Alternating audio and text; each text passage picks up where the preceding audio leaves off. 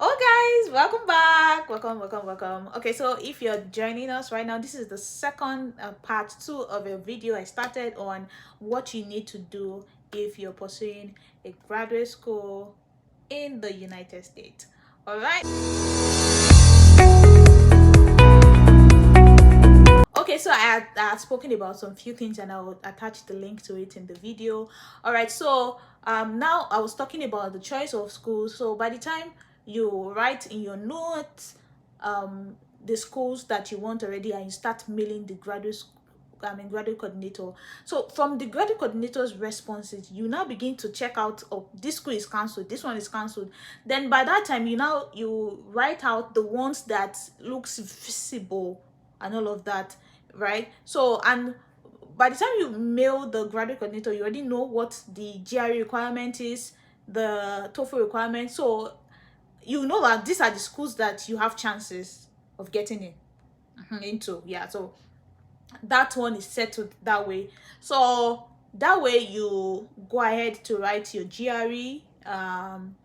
If your school requires GRE, if all of them they don't require GRE, all the best. But see, be mindful of the fact that some schools will put it there that this year we are not requiring GRE. See, I'm not saying they are lying, no, but then by the time you have candidates like maybe five and you guys are almost together, they will look for something. You guys are like on the same level. They will look for something to take some people out. You're the um on the fence saying that, yeah, they don't require GRE. They will still pick someone that has GRE over you. So that's what people don't know. So it's better you just play safe and don't give any room for loopholes, right? So then you like I said, depending on what the school says, go ahead to write GRE, write your exams, and you apply. All right. So basically, that is what I think. Then also I want it's good to also ask questions from people that are in the school. See, use your LinkedIn well. You see my LinkedIn account, I don't have more than maybe 250 or maybe 270 connections. I'm not sure of the exact number, but you see my connections, they're actually connections, like they are connects. Because before I got to the US, I knew a lot of folks, and that was because I was using my LinkedIn well. LinkedIn is not the place to you connect with people. It's not that you're not gonna say, "Hey, how are you? How was your day?" Your relationship might get to that level. Go straight to the point. Ask them questions about the department and all of that. Some people will even give you heads up that, no, mail this professor. Some people might even tell you that there's some in-house things that happen that it's we students that we know, that they will not even put it on the site.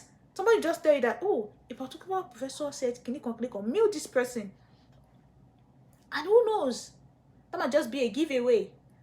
All right, so that is that about LinkedIn. Also, make sure you use your LinkedIn, connect with people in different schools, like know people.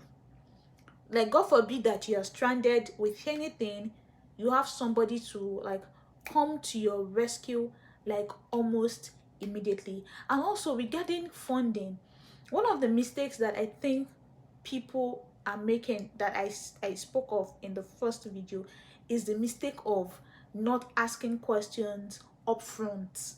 Like, ask them before this was one of the things I noticed in my last lap of applications, that it's stressful when you put all your energy expecting something to happen and they now tell you that you don't have funding. Because these people, they like to stand by their words. So you already asked them, do you guys have funding? They already told you that you don't have funding. So if you apply, you knew what you were facing, all right, or what you were going um I mean, what you were getting yourself into.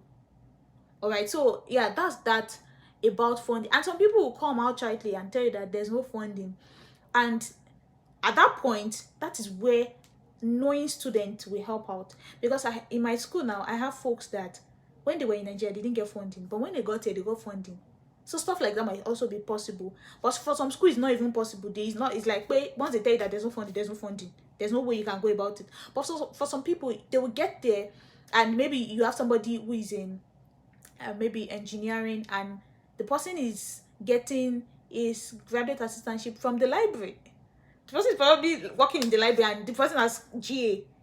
Somebody is in another department and your GA is in health center. Sure, you understand? So your department might not be able to fund you, but there is a possibility that there might be an outlet in the school that is willing to fund you. But you might not know unless you ask. So there might be sites, there might be links attached to your portal that where you can apply for GA normally, whereby it's not coming from your department. We have some people that they are probably TAs in another department. Sure, you get. So you might want to find out even when your school is saying that, oh, they don't have GA. So there are some questions that you might not want to ask what's it called, your graduate coordinator directly. But then if you can link up with some students using LinkedIn or whether Twitter or any place, yeah, just ask them, like, what do you think? And this now your SOP, please. In SOP is I don't know how to even put it. It's paramount, right? But then don't say what is not necessary. Like, make it precise. Make sure your SOP is telling a story. There was this day I was reading someone's SOP, and I read just the first paragraph. I was just lost. I didn't even know how to continue. And it can be that way because you are thinking they would take their time into reading it, and it might not be so. So you want to make sure that your SOP is going to tell a story. Please let it start from, okay, why are you going to graduate school? Then what have you been doing before? Like, which school did you go to? Your research achievement, if you went for internship, your work stuff. Then why are you choosing the university? Why are you choosing your, when you talk about university, why are you choosing your research person that you want to work with? Then just close. Sure, don't go and write 4 pages, and at the end of the day they can't even link the first paragraph with the last. So make sure that you're progressing. You're just telling a story. From here you are moving to this place. It's not distorted. I don't know if you get my point. And please, if you need people to review your SOP, send it to people, and make sure you don't frustrate people. Send it to them early enough whereby they can address it, and so that you don't send it to somebody and the person did not even check. What they, yeah, it's fine. Well, that's another thing to people. If you know you can't review people's stuff, don't do that. And also make sure that your CV is it's not a CV that you are using to look for a job. I made that mistake. It was on the last lap that somebody saw my CV and said, this CV is looking like where you are looking for a job. Like, you have to write your CV as though you are like a research CV. I didn't know that there was something called like a student CV, like you are looking for admission. There's a way your CV is supposed to look like, not that way you're looking for a job. Yeah, so we want to look into that. And here, I think that's that. I hope I'm not missing something. Yeah, basically that's what I want to talk about. These are the things that you need to do and look into. So hopefully the next time I get a message and somebody says, what do I need to do to start, I'll say, oh yeah, go and do this.